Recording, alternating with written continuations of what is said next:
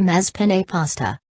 Ingredients: 1 box Tri-Color Penne, 4 tablespoons extra virgin olive oil, 1 garlic clove sliced, 1 small eggplant diced, half glass white wine, 1 tablespoon capers, 10 black olives, 4 Italian tomatoes chopped, half tablespoon oregano, salt and pepper to taste, 4 tablespoons Parmesan cheese grated, 2 tablespoons cup parsley minced.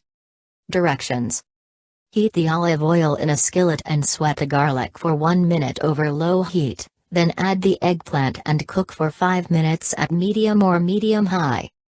Add the white wine, capers and olives. Cook for 5 more minutes.